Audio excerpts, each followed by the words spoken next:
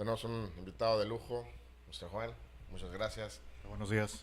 ¿Qué tal? Muy buenos días, ¿cómo están? Aquí José lo está volviendo de de vacaciones. regreso nuevamente. Ya teníamos un par de semanas que no sabíamos de él. Estoy vivo. Estás vivo, Sí, pero sobrio. también. Eso es bueno. Pues José, platícanos, ¿qué estás haciendo todo este tiempo? Trabajar y saliendo fuera de la ciudad. Fuera de la ciudad. Sí. Sí, eso es muy Sí. laborioso. Exacto. Señores, pues el día de hoy vamos a platicar de lo que vienen siendo los negocios de tecnología. El tema es muy amplio, podríamos hablar de una cantidad de cosas de tecnología, desde aplicaciones hasta fábricas de software, de tecnología, comercialización de la misma, y hay una cantidad de modelos de negocio, y pues Juan justamente es en lo que él está especializado. Hay una cantidad de gente hoy en día que cree que nada más haciendo una aplicación se va a hacer millonaria, o sea, son como que teorías, ¿no? Pero justamente a partir de esto es que podríamos ver que el suceso este de emprendimiento en todos lados va acompañado, va de la mano. En la mayoría de los casos, también hay otro tipo de negocios que también se están sacando a relucir, pero la parte de tecnología principalmente es la que más ha ahondado, más ha ayudado a que esta cultura de emprendimiento que hoy tenemos empiece a crecer. Entonces, pues, Juan, platícanos qué haces, cómo empezaste a hacer lo que haces hoy en día, porque no cualquiera tiene una empresa de tecnología. Entiendo que trabajas para marcas bastante grandes, maquilándoles software, aplicaciones. O sea, sabemos que tanto el argot que se usa para hablar de tecnología, hablar de aplicaciones y el mercado en sí es Es todo complejo. un fenómeno. De hecho, José Luis también está bastante especializado en el tema, entonces yo creo que la mayor parte de las preguntas te van a venir también de José Luis. Con esto Bueno, les cuento, yo dirijo una empresa que se llama Global Soap. La empresa nació en el 2007 a raíz de la inundación de Tabasco. Yo vivía por allá en el sureste y por ahí un amigo me invitó a trabajar con él. Cuando llegué a mi trabajo nuevo, resulta que su empresa se había inundado. Entonces, pues la cerró. Entonces me fui a la casa y dije, bueno, ¿ahora qué hago? ¿No? Entonces empecé a contactar a mis amigos de Monterrey. Yo estaba viviendo en el sureste. esa empresa de Tabasco, ¿qué era? Era otra empresa de tecnología. Tecnología. Pero Sí, cuando eso se inundó se inundó. estaban las computadoras adentro, o sea, nos Exactamente, quedamos sí. sin nada. Pérdida total prácticamente. Cuando llegué a trabajar el primer día, encontré a mi amigo sacando computadoras Wow. de la oficina y el agua, él vivía en una zona baja de Tabasco, entonces finalmente esa casa se inundó hasta el techo, pero en ese momento era como unos 60 centímetros. Wow. Entonces él estaba sacando computadoras y me dice, bueno, pues vámonos porque esto se va a inundar. Por ahí él tuvo algunos intentos de arrancar en otras localizaciones, pero la verdad es que el estado estaba completamente detenido, ¿Tú ¿no? eres Sí. originario de Tabasco? No, yo soy de Saltillo, he vivido aquí en Monterrey toda la vida, Okay.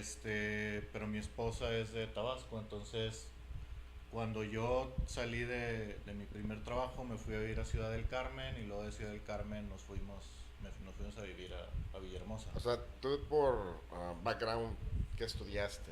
Yo soy ingeniero en sistemas de la UDEM, me gradué más o menos en el 2005 Ok.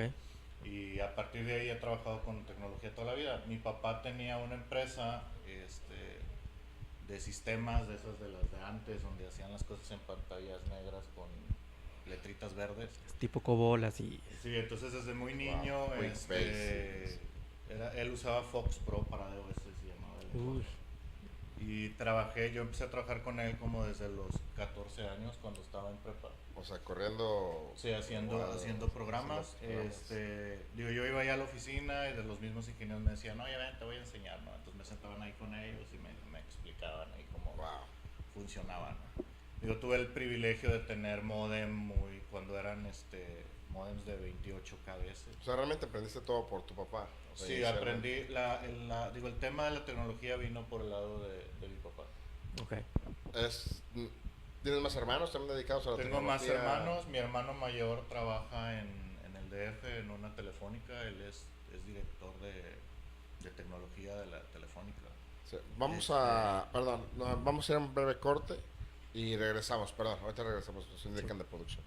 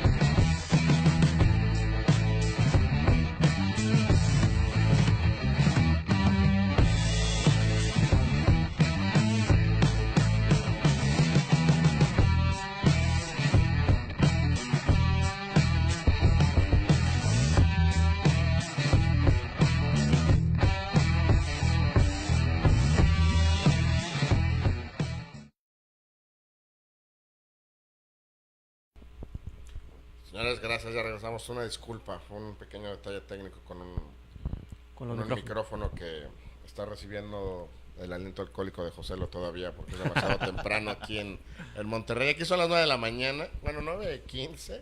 En otros países me imagino que pues la diferencia horaria, obviamente. Aquí normalmente en la mañana estamos a esta hora o llegando a la casa o ya en la fila de la barbacoa comprando tacos.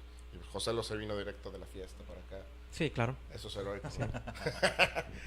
Pues, perdón, viejo, Sí. pues sigamos. Nos platicabas Sí. que tu hermano, tienes un hermano en una empresa bastante grande, también que fue influenciado por tu papá para trabajar la parte de tecnología. Sí, Ah. mi hermano mayor, te decía, trabaja en una telefónica, tiene ahí un puesto alto en el área de TI, también es ingeniero. Ajá. Ok. Tengo otro hermano menor a mí, que él también es ingeniero, él estudió en la UR y él tiene una empresa de software que trabaja en Dallas. Él tiene clientes de Estados Unidos y de Canadá y Muy su bien. operación está aquí en Monterrey. O sea, se complementa, no es tu competencia. Nos complementamos, hemos hecho algunos proyectos juntos. Ah, Sí. interesante, interesante. Eso sí. Y bueno, la única que no estudió sistemas es mi hermana menor, que ella estudió físico industrial y está ahorita haciendo una maestría en Alemania. Entonces, Bien. sí es ahí una familia Excelente. medio geek, Bastante podríamos dedicado. decirlo O sea, tu así. papá fue influenció bastante. ¿Tu mamá también tuvo algo relacionado con tecnología? No, mi mamá es ingeniero químico, pero no, nunca se metió. No, o sea, en la tecnología. ciencia iba a venir por cualquiera de los dos lados, ¿no? Así es. ¿Por qué no les gustó la parte de química? O sea, a lo mejor por el día a día. Fíjate que mi papá estudió ingeniero químico también cuando no había carreras de tecnología, ¿no? Entonces, Wow. él empezó a dar clases en el TEC de Nuevo León y en el grupo de los tecnológicos y por ahí le Sí. ofrecieron ir a hacer una maestría en Computer Science en Nebraska. Y de ahí fue donde se movió todo hacia la informática, ¿no? Entonces, al final, la química pues fue porque no había de otra, ¿no? Entonces ya mi papá a partir de ahí se dedicó al software. Al software. Lo estuvieron invitando. Cuando éramos niños íbamos a la Universidad de Nebraska al menos 2, 3 veces. Cada verano íbamos, fuimos unas 2, 3 veces porque lo invitaban a dar clases en la maestría a la gente de allá de Nebraska, ¿no? ¿Y era maestría de químico o ya? No, era maestría de Computer Science, sí. Ok, ya. Sí, toda esa gente al final de cuentas la terminó contratando una empresa que se llamaba Dinámica, que ya no existe. Dinámica. Y en esa empresa Dinámica pues crecieron todos los que fundaron las grandes empresas de software de Monterrey, ¿no? Incluyendo Kernel, Softtek, Internacional Sistemas, etcétera. Todas esas empresas fueron fundadas por personas que trabajaban en Dinámica. Ok. Cuando el grupo Alfa disuelve Dinámica, todas estas personas van y cada una pone su empresa. Y de ahí nació, digamos, que la tecnología en Monterrey, ¿no? Qué aventurados, porque bueno, yo tuve por alguna razón, estudié programación cuando era teenager, pero me acuerdo que me tocó COBOL, me tocó estudiar Quick Basic, eso fue en FIME, y bueno, así era todo un show, hacer todo un comando, línea de comando, y luego correrlo, y luego... El debugging. Pero en ese momento, por ejemplo, a mí no se me ocurría cómo hacer un modelo de negocio, una vida de eso. O sea, lo que tú nos dices es, cuando esta empresa se deshace, que muchos abrieron empresas. O sea, en aquel entonces, a lo mejor no lo tienes muy presente, pero a lo mejor te acuerdas de algo, ¿qué era lo que vendían? Porque hoy en día, pues, están los celulares, están las laptops, todo este ambiente de smartphone y movilidad y que escalabilidad y una cantidad de cosas en la nube. O sea, hay una cantidad de experiencias de usuarios muy diferentes. Pero en aquel entonces, por ejemplo, ¿qué vendían? vendían? O sea, Mira, yo me acuerdo por ahí haber visto cuando era muy niño el escritorio de mi papá en la sala de la casa, ¿no? Entonces, de ahí después empezó él a traer computadoras. Él iba y compraba los circuitos en Laredo, los importaba un chino a Estados Unidos y luego los traían y los armaban y empezaban a vender las primeras computadoras de escritorio armadas, ¿no? armadas. Sí. O sea, tipo acá Alaska. Las Alaska, Sí, me imagino. las Alaska fueron después de que, o sea, como que sucedió ese boom y luego surgieron las Alaska, ¿no? Wow. De hecho, según yo, el mismo chino que las importaba en Estados Unidos era el proveedor de De Alaska. Sí. Y bueno, y generalmente se vendían sistemas de administración de negocios. O sea, yo recuerdo que mi papá tenía un sistema para administrar casas de cambio, hizo un sistema para administrar la producción de una fábrica, un sistema para hoteles. O sea, eran sistemitas muy puntuales que resolvían problemas de negocio de diferentes industrias, ¿no? Pero siempre eran temas como muy específicos, en donde la relación era la empresa contra un usuario, un dueño de empresa, que le ibas a automatizar un proceso en específico, ¿no? Lo que no existía era que se tratara de vender en masa el software. O sea, que voy a sacar un software que se distribuya entre todos. Todo era hecho a la medida y nada más le servía para la empresa. Sí, todo era hecho a la medida. Después esos mismos proyectos se trataron de vender muchas veces. Ese sistema de casas de cambio yo creo que estuvo implementado en unas 100 casas de cambio diferentes. Pero el mercado era ese, o sea, era busca un negocio que necesite automatización, hazle un desarrollo específico y luego si ese desarrollo funciona para otras empresas, pues trátalo de vender. O sea, realmente se volvían ustedes propietarios del software, sí. No vendían la licencia o nada más. Bueno, a lo mejor en aquel entonces no había tanta cuestión de derechos de autor y patentes como lo tienen hoy en día. Hay muchos de las startups para que existan, realmente tienen que tener como que un background de registrar algo innovador, que sean propietarios, porque pues con eso es con lo que van a evaluar también parte de la empresa, más los procesos y todos los negocios, ¿no? Pero entonces nada más prácticamente eres, pues hice esto, creo que puedo aplicar a todo esto. Y lo tratabas de vender. Lo tratabas de vender. Sí, así es. Y me imagino que también era toda la experiencia, no solamente el crearlo, sino el capacitar a la gente, porque era...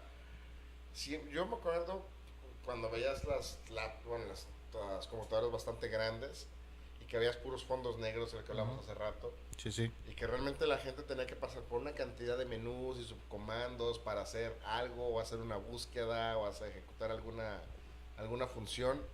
Pues aprender todo eso también no era... Sí, era complicado. Sí, no son...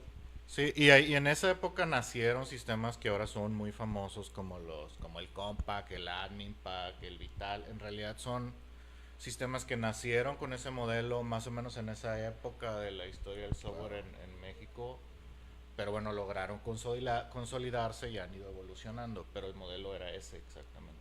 Sí, yo recuerdo todavía que cuando empezaba a trabajar en algunas de las aplicaciones que me prestaban, cuestiones de inventarios así, sacábamos unos manuales de este tamaño, de puras hojas, para ver, que siempre era como que 2, 3 pantallas, o era como que como si fuera la pantalla negra, 2, 3 rayitas, y te decía, esto sirve para, y lo tienes que cambiar.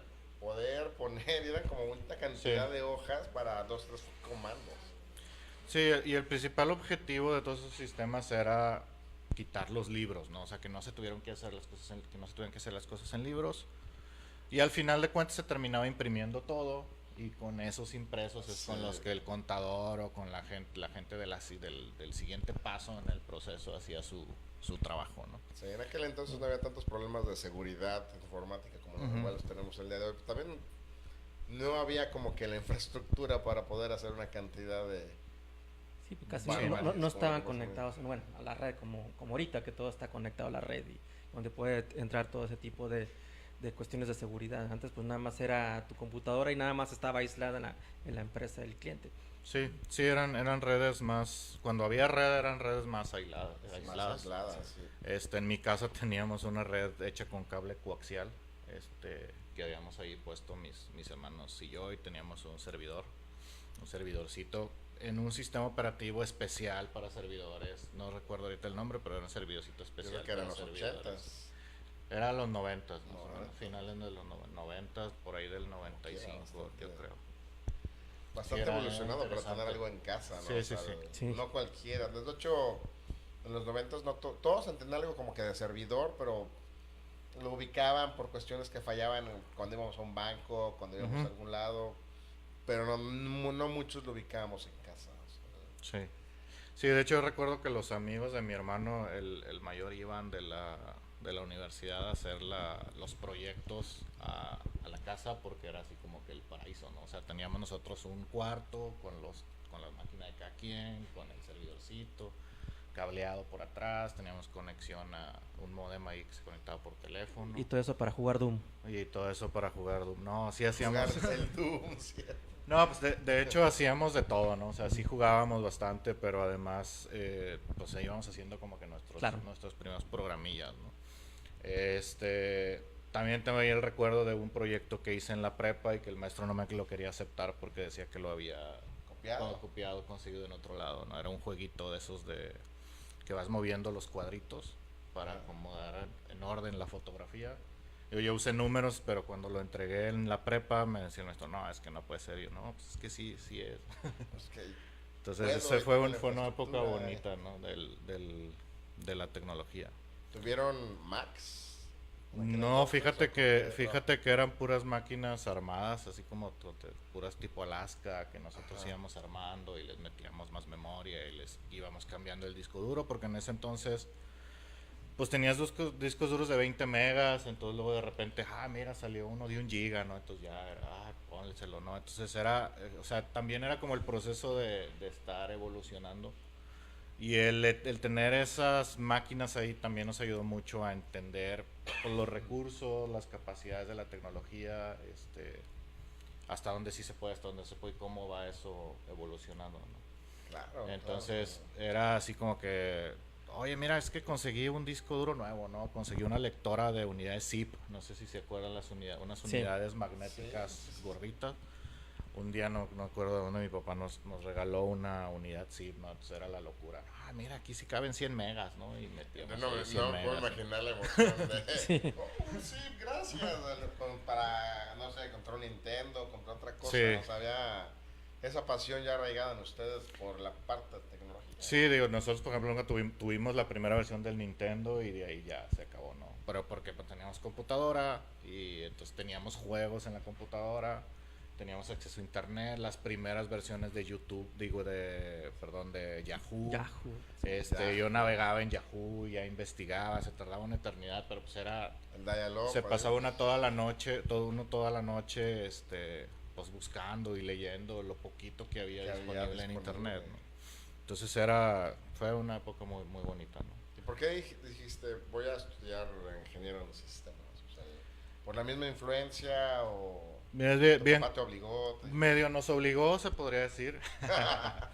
Pero mira, sí, principalmente yo quería ser doctor. Yo quería ser veterinario. No. No, más o menos lo que pasó es que nos involucramos desde muy chiquitos, ¿no? Entonces, en algún momento, por ejemplo, en mi caso, yo le empecé a ayudar a mi papá en la empresa desde los 14 años y trabajé con él hasta que salí de la universidad.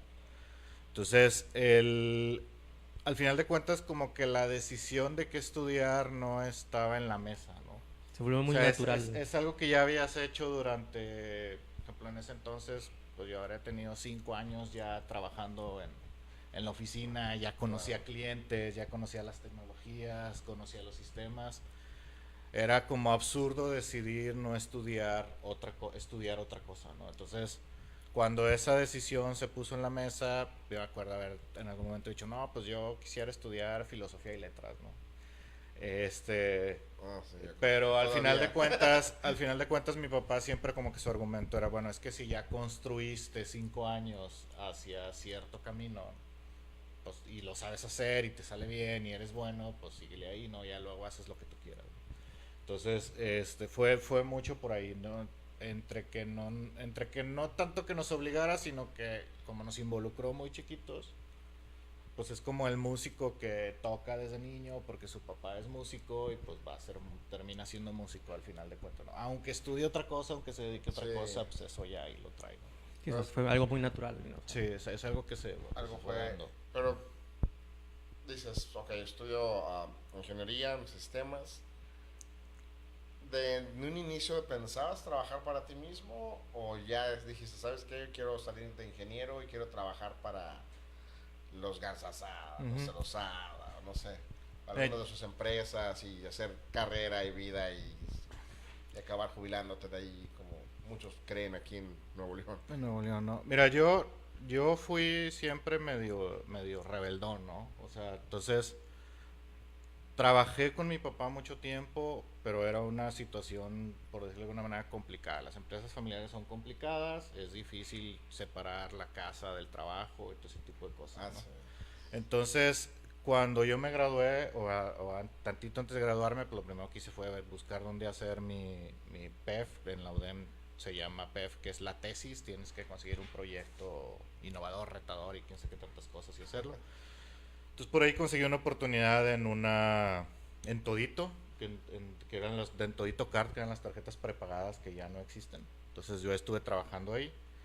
Y mi idea en ese momento era pues tener trabajo, ¿no? Básicamente lo que yo necesitaba era de alguna manera empezar a despegarme un poco de mi papá, ¿no?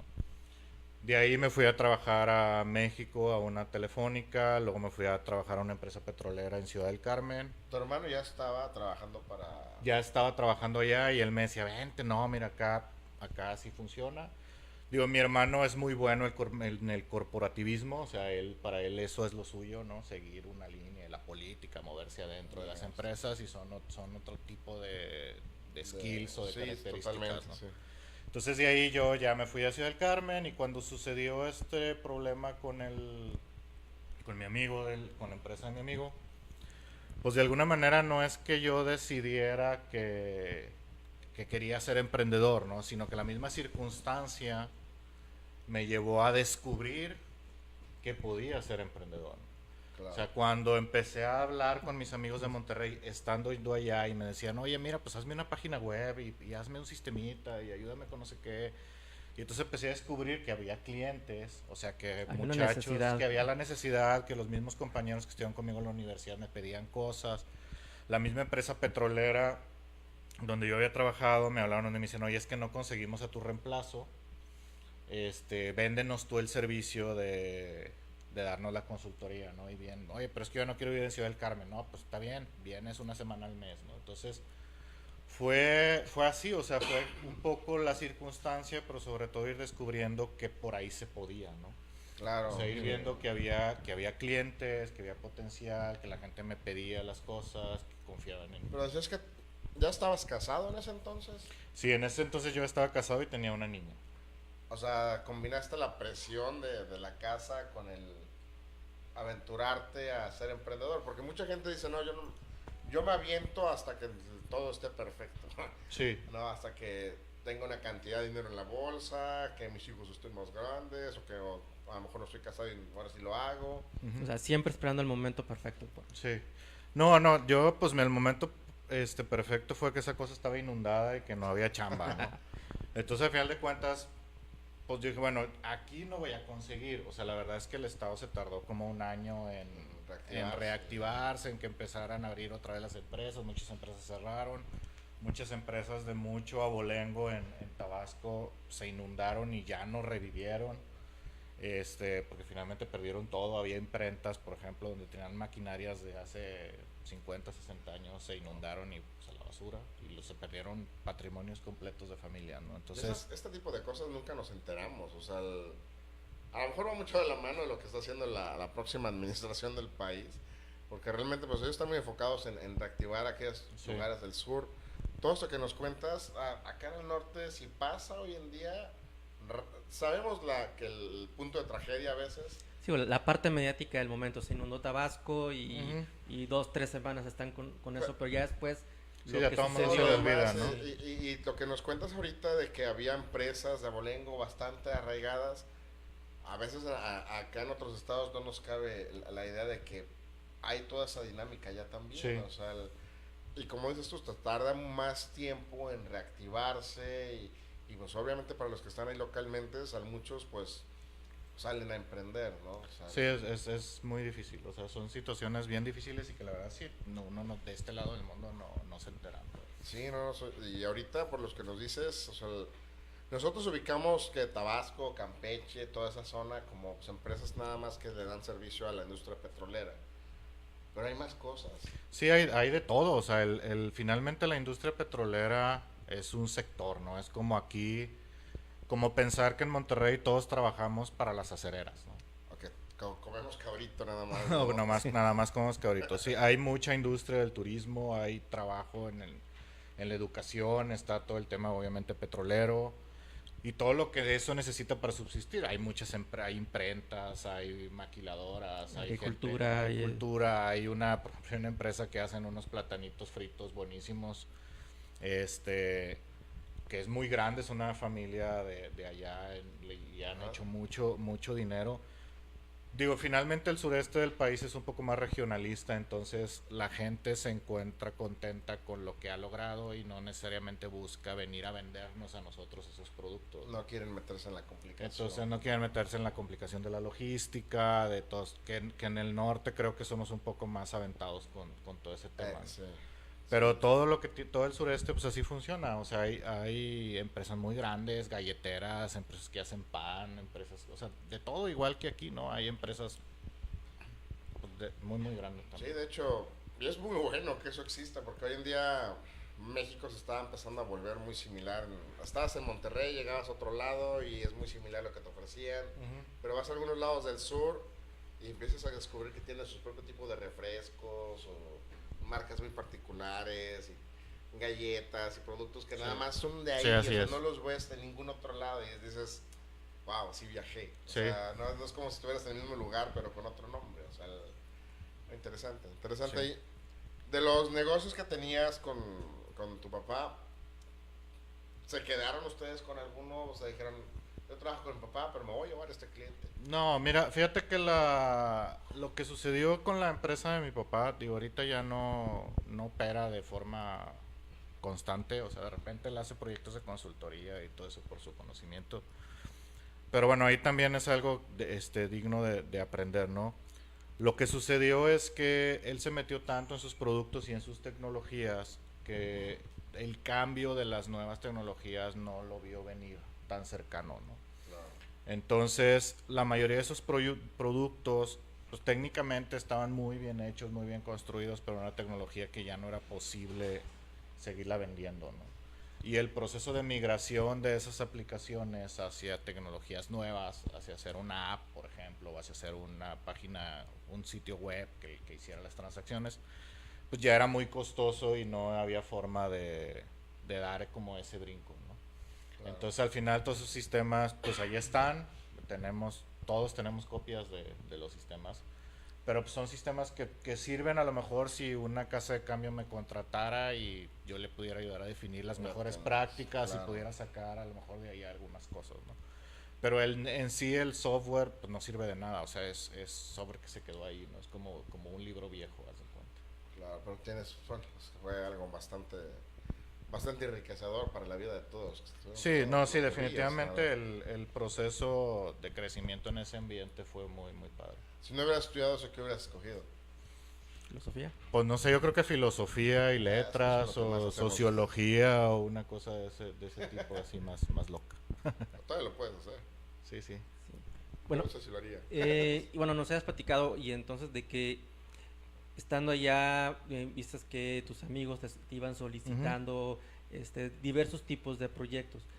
Y tu primer modelo fue así, o sea, es decir, o sea, lo que me pedían mis amigos lo desarrollaba, o pensaste algo, sabes que este va a ser mi modelo de negocio con una estructura de algún tipo de vertical, algún tipo de programas en específico. No, fíjate que, o sea, el modelo era haz lo que te pidan y lo más rápido que se pueda y cobra, ¿no? Porque sí, como bien dices, pues estaba la presión de la familia, estaba la niña chiquita, entonces era pues haz lo que se pueda, ¿no?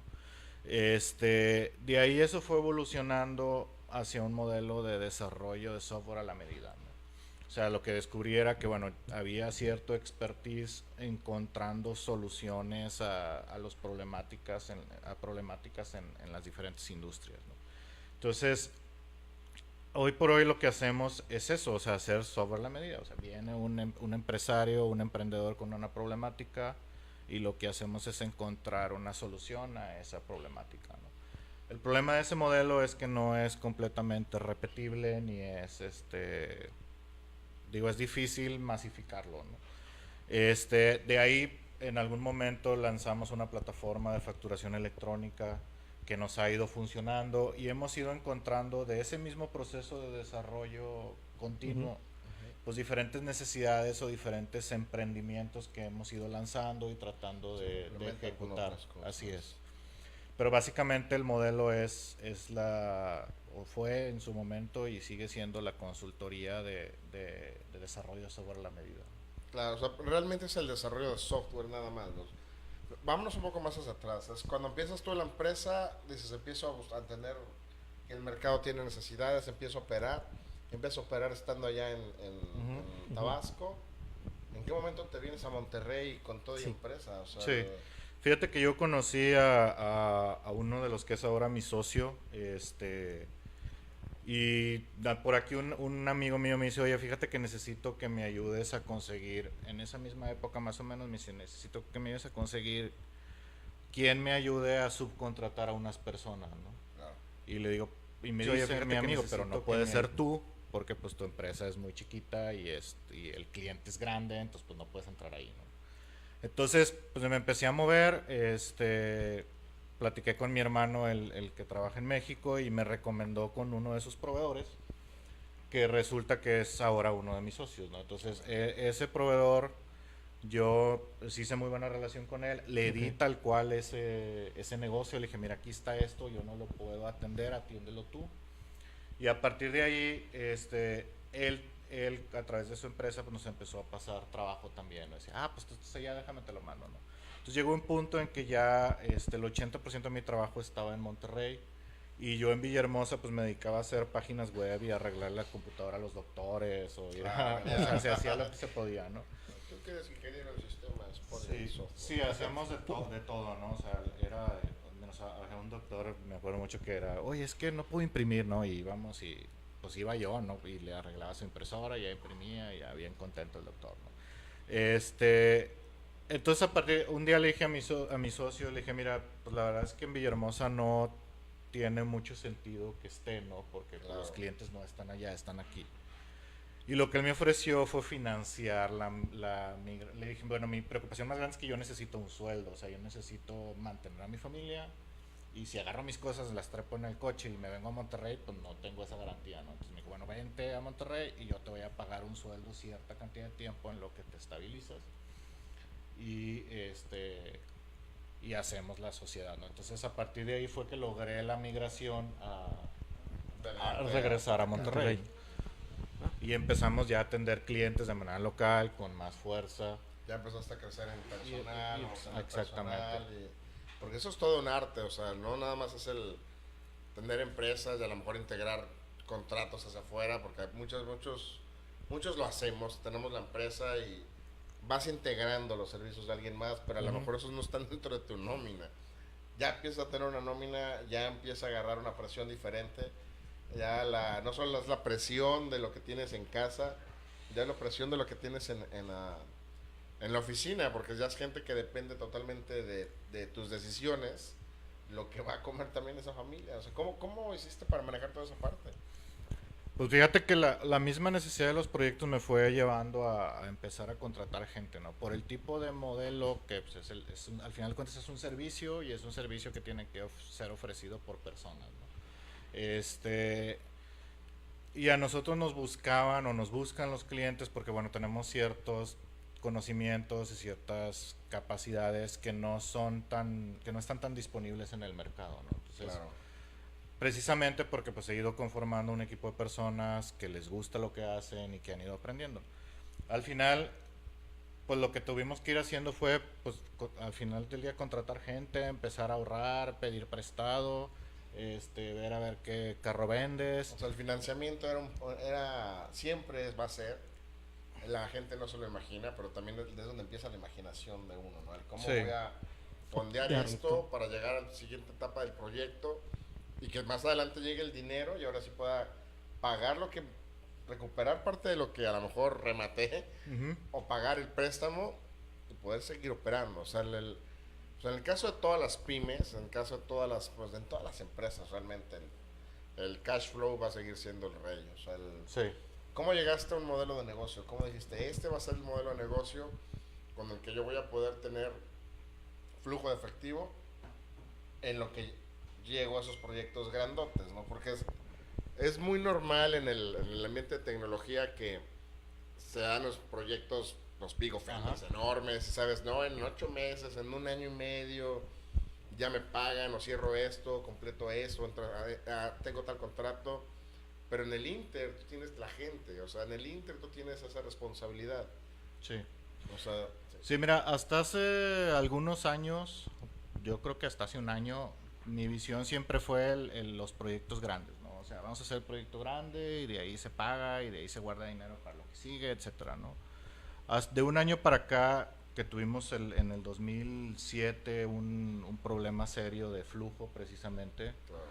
Empezamos a definir algunos modelos adicionales a lo que ya hacemos, ¿no? Le metimos mucha fuerza a este sistema que les platico, es un RP chiquito está de hecho diseñado para empresas de servicios para emprendedores. Tenemos por ahí servicios de alojamiento, de servicios en la nube, de alojamiento de aplicaciones en la nube, de administración de infraestructura en la nube. Empezamos a agregar algunos componentes precisamente para ir generando una base de negocio que nos permita mantenernos independientemente de los proyectos grandes, ¿no? Claro. Pero fue algo que costó mucho tiempo descubrir. O sea, yo durante mucho tiempo, digo, en la época en que yo fui creciendo en el negocio, pues no existía todo este rollo del emprendedurismo, ni del fondeo, ni de ir a pedir, ni de ir a hacer una ronda. Unos años para acá y pues va mucho de la mano. Yo creo que te los has de topar hoy en día que llegan. Se me ocurre una idea. Vamos a hacer una aplicación. ¿Y qué tal si eres mi socio para hacer esa aplicación? Sí, nos pasa muchísimo. O sea, llegan los emprendedores con una super idea. A veces sí son ideas muy, muy padres. Pero nos dicen, oye, pues mira, ¿cómo ves si tú haces el software y entonces te quedas con la mitad del negocio, ¿no? Claro. Pero lo que no entienden es que precisamente hacer el software es lo caro, ¿no? Es lo costoso. O sea, tener a los ingenieros que hagan la solución, que la desarrollen bien, que implementen la seguridad, que se aseguren de que no se te meta el primer hacker que pase por ahí. Tú hoy en día ya alcanzas a identificar cuando una idea dices, oye, está muy buena tu aplicación, lo que quieras, pero no traes modelo de negocio. O sea, ¿cómo lo vas a vender? Sí, pues es que llega mucha gente, por ejemplo, y una típica es, oye, es que yo quiero hacer el Uber de los tacos, ¿no? Claro. O el Uber de los carritos de hot dogs, o el Uber de no sé qué. Entonces, en realidad vienen ideas que son como ramificaciones de las ideas que ya están ahí. Del modelo de negocio principal. Del modelo de negocio que ya existen. Entonces, pues sí trato de identificar cuando son buenos modelos o cuando no. Pero finalmente el que tiene un buen modelo de negocio va a obtener el financiamiento de algún lugar, no lo necesita de mí. O sea, no necesita que yo financie el software. Entonces, en esos escenarios, normalmente lo que les decimos es, ¿sabes qué? Pues ve y busca tu financiamiento, el proyecto cuesta tanto dinero.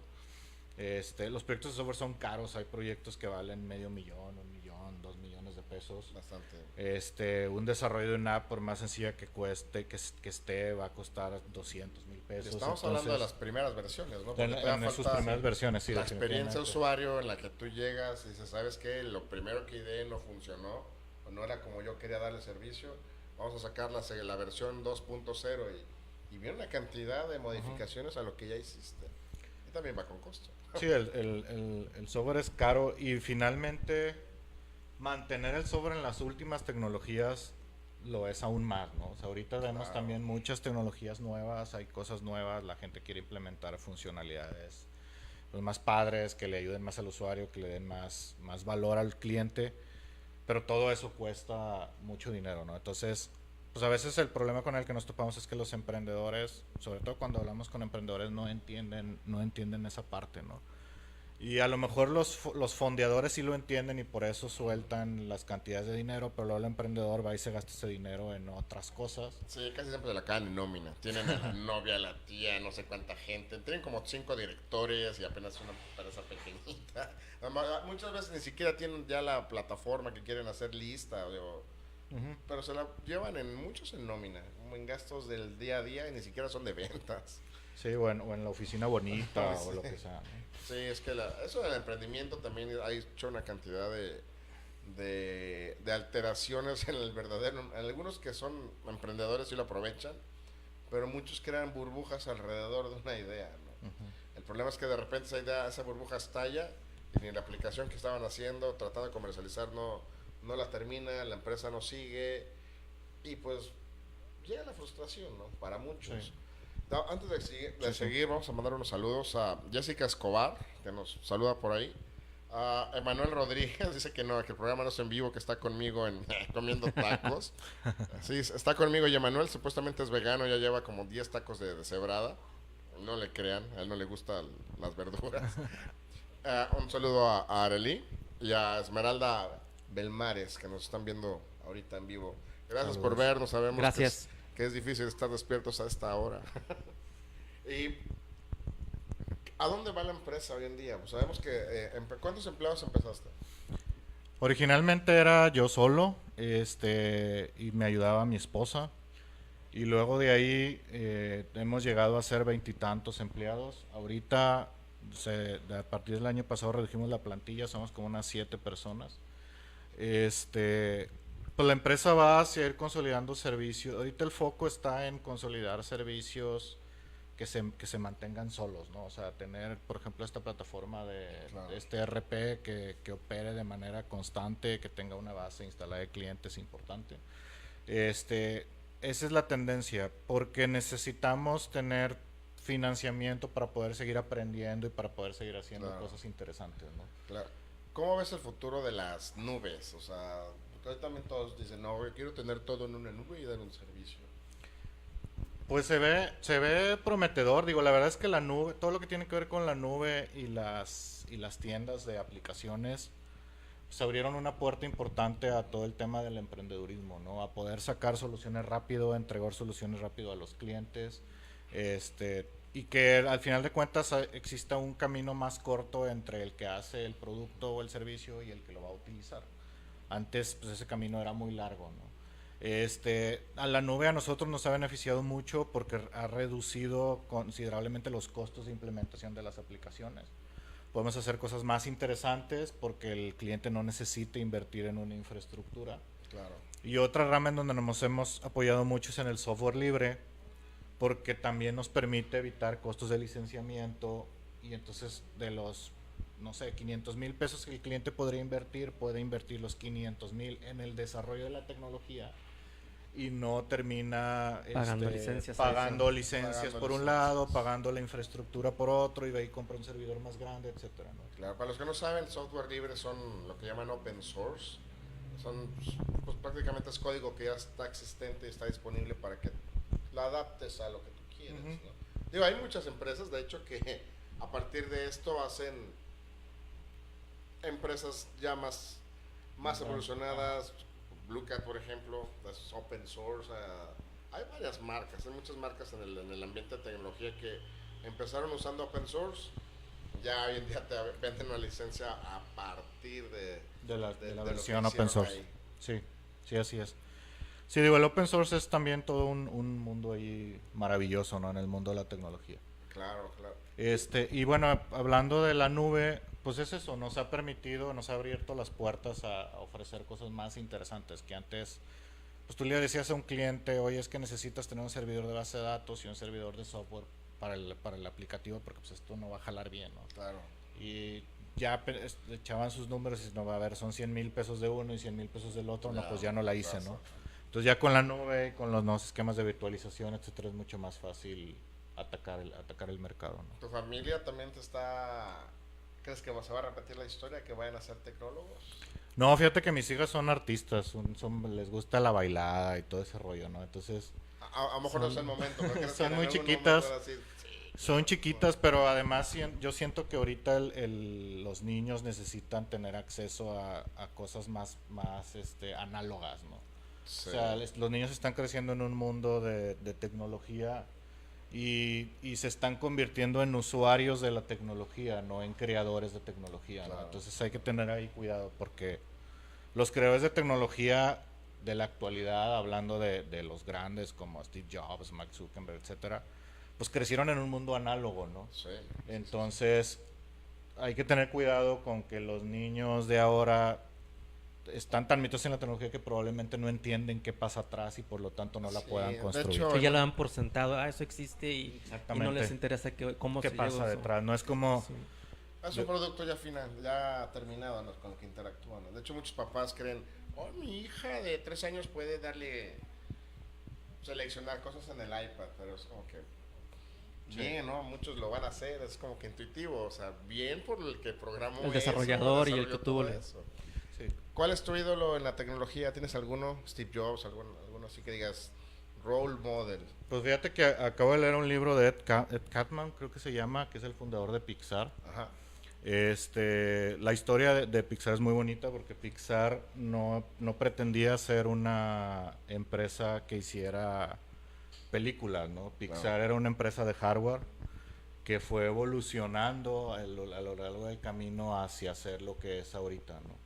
Entonces, yo creo que si podríamos hablar de un ídolo sería él.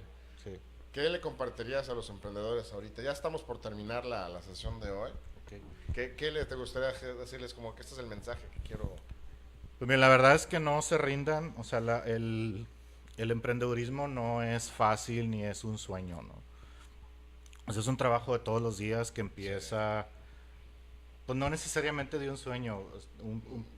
Una vez le platicaba a alguien, pues simplemente es la circunstancia y es un camino que de pronto decides seguir y termina gustándote, ¿no? Claro. O a lo mejor te gusta de inicio, pero es un esfuerzo de todos los días, y no necesariamente tus ideas pues van a ser aceptadas o van a recibir financiamiento o va a ser tan maravilloso como se ve en las películas. Se cree, ¿no? ¿Dónde te podemos encontrar? Pues bueno, la página de la empresa es globalsoftm.com. Por ahí viene el correo de contacto, la información, ahí lo que necesiten. También doy clases en la universidad, entonces por ahí si hay algunos chavos que tengan dudas o lo que sea, también nos pueden echar. Algunos ya lo conocen. Algunos ya saben quién soy. ¿Qué clase das? Doy clases de ingeniería de software 1, ingeniería de software 2. Estoy dando un seminario ahí donde estamos viendo tecnologías nuevas, Bootstrap, todo ese tipo de cosas. Realmente ahí aplicas las que te aplicaba tu papá, ¿no? Sí, exactamente. Ahí me desquito. Pues Juan, mil gracias por habernos acompañado, de verdad. Estamos muy felices de que estás. Muchas gracias. Esperemos por la invitación. Vuelvas aquí a tu casa algún día. Gracias. Y nos platicas de cómo escalaste la empresa, porque esa es una historia, son historias con bastante contenido y bastante inspiradoras, ¿no? Gracias. José Luis, gracias. No, pues muchas gracias y aquí estaremos la próxima semana. Ahora sí, otra vez. Muchas gracias. Gracias, hasta luego. La próxima semana. Hasta luego.